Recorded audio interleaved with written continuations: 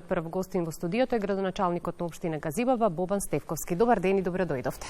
Добар ден, благодарам на поканата, поздрав до гледачите на Македонската телевизија. За влез во разговорот, кратко прашање и краток одговор. Отворена ли е општина Газибава за граѓаните? Имате ли отворени денови и како ги примате граѓаните кои што се заинтересирани да прашаат нешто или да добијат некаква услуга од вас? Еден од главните постулати кога ја преземав должноста да бидам градоначалник на општина Газибава беше токму тој да бидеме отворена и транспарентна општина.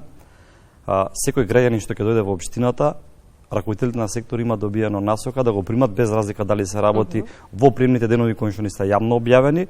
Конкретно во секторот за урбанизам имаме вторник и петок отворени денови за граѓаните, меѓутоа без оглед дали доаѓа во тие посочени термини или доаѓа било кој друг работен ден, службите се должни да го примат, да го сослушаат и нормално да го решат неговиот проблем.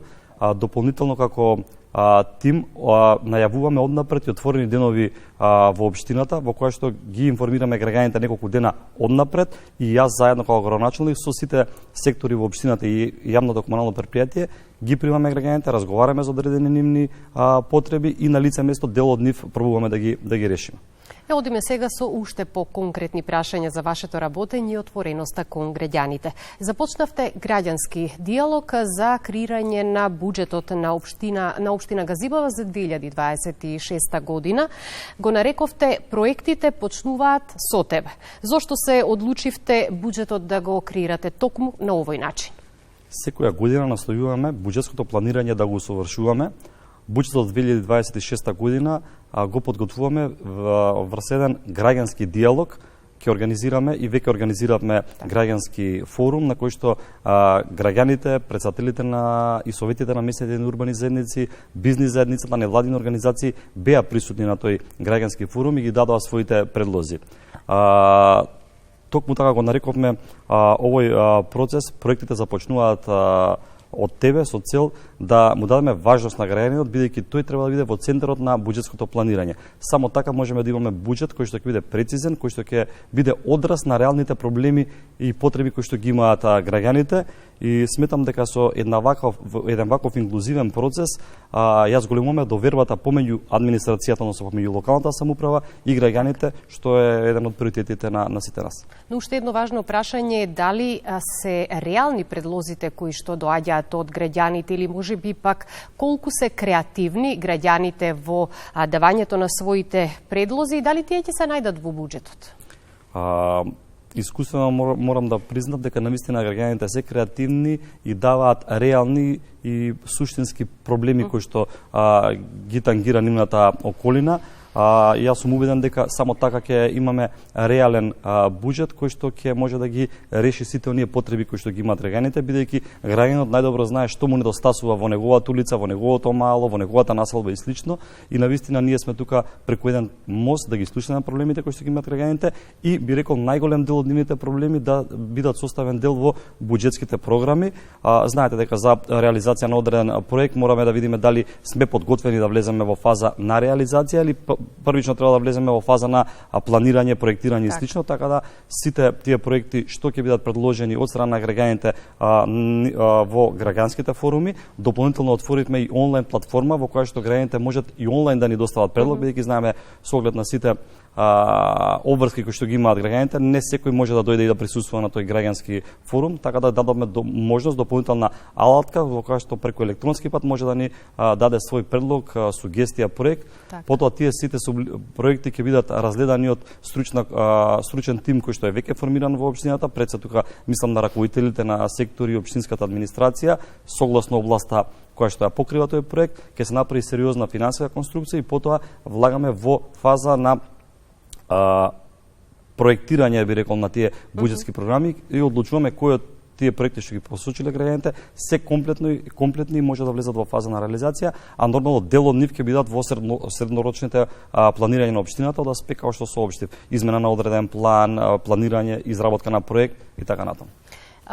Сега, дали имате веќе јасна слика за тоа како ќе го креирате буџетот за следната година по завршување на овој граѓански диалог? Што може да очекуваат граѓаните и што ќе биде во фокусот на работењето за новата 2026? Од она што го добив досега како информација од граѓаните, убеден сум дека и новиот буџет за 2026 година ќе биде развоен, особен фокус ќе ставиме на капиталните инвестиции. Тука пред се мислам на изградба на нови детски градинки, реконструкција, изградба на нови училишта, изградба на нови водоводни и фекални канализациони системи и подобрување на патната инфраструктура.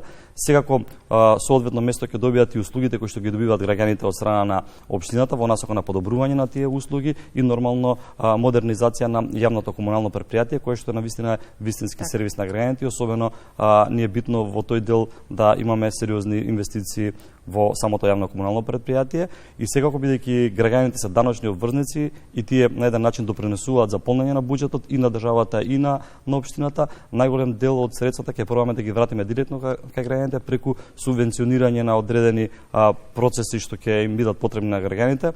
Во таа насока би спомнал, продолжуваме со субвенционирање на граѓаните за набавка на клима инвертер уреди, велосипеди, поставување на сончеви колектори, чистење на оджаците, вградување на уреди на течен нафтен газ во возилата и како една иницијатива што произлезе токму од граѓаните е да ги субвенционираме младите за полагање на прв возачки испит во износ од 10.000 денари и субвенционирање на фасадите. Она што е многу битно, знаеме дека цело време граѓаните и одредени организации имаат забелешка на одредени градби и слично. Ние да превенираме во тој дел, сакаме пред се Газибава да биде модерна и современа општина во таа насока, за да не дозволуваме премногу доградби и надградби на стамбените единици, ќе овозможиме на граѓаните да им дадеме субвенции за изградба на енергетско ефикасни фасади на самите колективни домувања. Сите овие се проекти кои што се всушност во функција на граѓаните и тоа е основната дејност на локалната самоуправа да биде во функција на граѓаните и подобрување на условите за живот. Општина Газибава е една од поголемите општини во државава која што доби големи финансиски средства, односно голема финансиска поддршка од владата за реализација на инфраструктурни проекти. Во која фаза се овие проекти кои што најверојатно ги предложивте за да ги добиете средствата и се гледали нивна завршница? Дали нешто започнавте, докаде сте? Навистина овој процес што го отпочна владата со финансиска поддршка за реализација на инфраструктурни проекти од особено значење за локалната самоуправа, би рекол за сите општини во Македонија, затоа што веќе средствата од владата не се даваат би рекол под еден клуч, партиски или било каков, туку се насочени кон сите општини согласно методологија изработена од владата и од Министерството за локална самоуправа. И зависно од проектите кои што се понудени. Токму така, по глава на жител има определена одредена сума што секоја општина ќе треба да добие, меѓутоа треба да има спремно проекти затоа што знаеме дека во минатото имавме пракса каде што одредени влади даваа финансиски средства да разложуваат одредени општини, а за жал гледаме дека повторно тие општини се едни од најзадолжените, така да мислам дека ова е навистина правилен концепт и средствата се насочуваат исклучиво кон капитални инвестиции. Досега владата имаше два јавни повици, на двата јавни повици аплицираше општина Газибава и доби вкупно 12 милиони евра, што се би рекол ќе потенцирам сериозни финансиски средства и кои што ќе ни се особено од помош за решавање на децениските проблеми кои што ги имаат граѓаните во општина Газибава. Дел од тие проекти се веќе би рекол почнати во некои од нив и се во завршна фаза. Еве ќе споменам неколку од нив. Интензивно се гради детската градинка во Инџиково. Тоа е еден проект кој што го финансира владата и според нашите очекувања негде во првата половина од 2026 година таа градинка ќе биде комплетно ставена во функција. Интензивно се гради спортската сала во населено место Црешево. Започна се гради фекалната канализација во населеното место Идризово.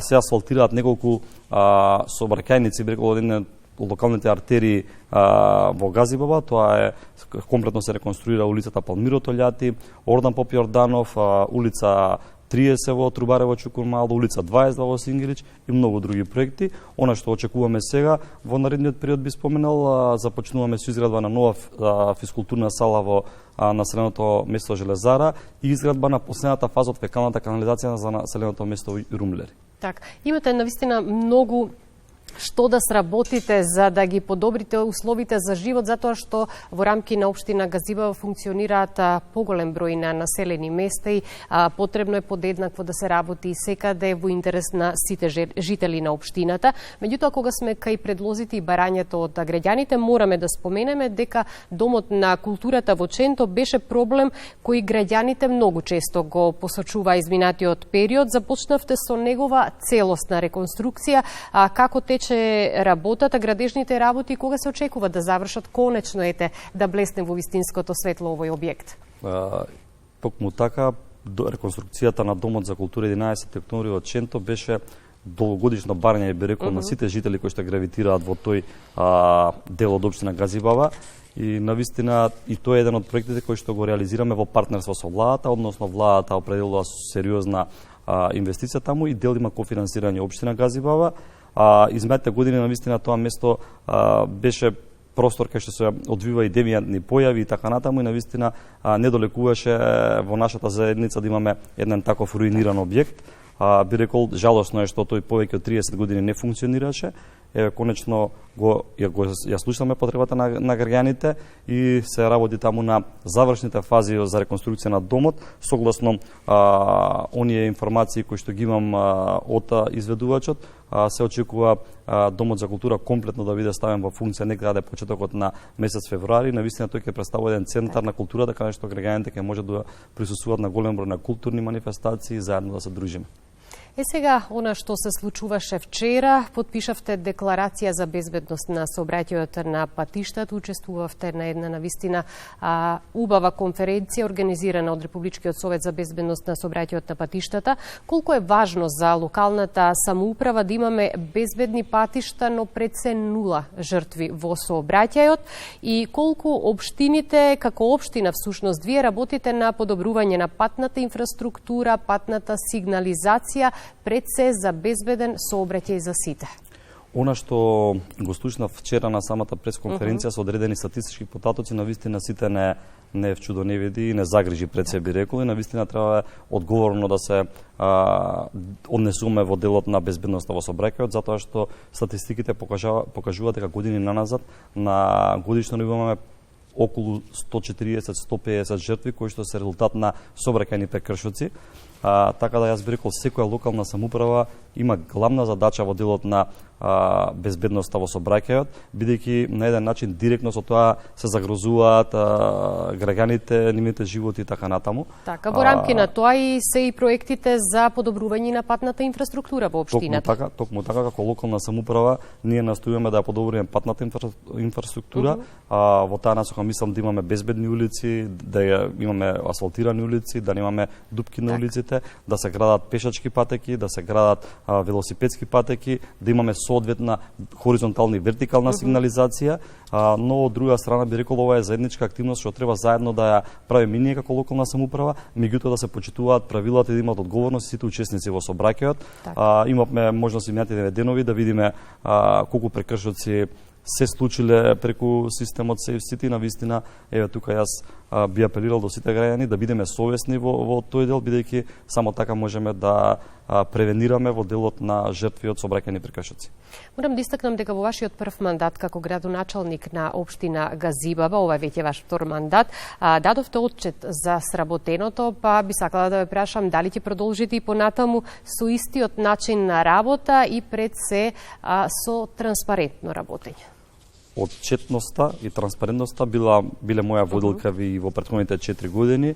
Впрочем, пред од прилика 3 месеци од една реномирана компанија која што правила истражување која што ги следи состојбите во делот на отвореност, транспарентност на општината, Газибава е рангирана како прва општина во целиот Скопски плански регион, значи од вкупно 18 општини, Газибава е прва општина по отвореност и транспарентност со процент 98,1, што е навистина ќе добиете потврда за транспарентното работење. Така, во таа насока и она се што го правиме ние да бидат граѓаните вклучени во сите процеси и во креањето на сите локални политики.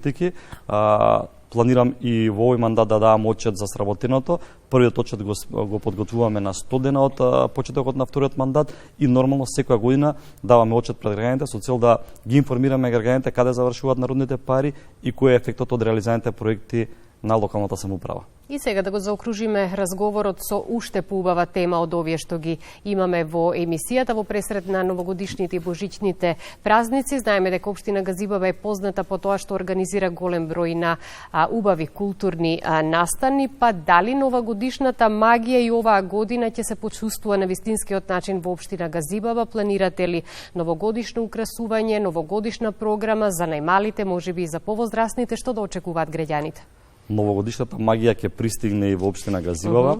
Веќе како локална самоуправа имаме започнато постапка за избор на економски оператор кој што ќе го направи украсувањето на општина Газибова и би рекол оваа година ќе имаме едно од најубавите украсувања, опфаќаме повеќе делови во општина Газибова, плоштади, паркови и повеќе улици во општина Газибова, така да очекувам да некаде средината на декември во полн сјај да плесне општина Газибова.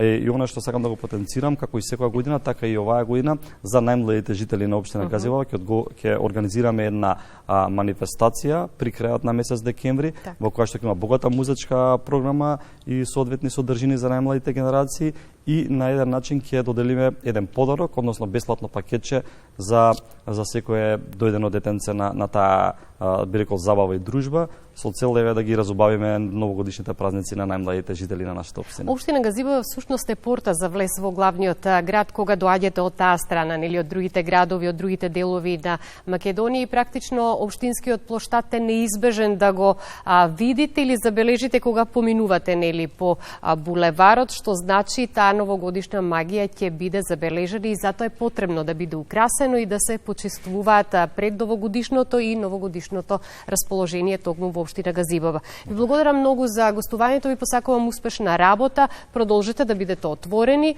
транспарентни и отчетни кон граѓаните. Ви благодарам на поканата и можеста да разговараме за теми кои што ги интересираат граѓаните.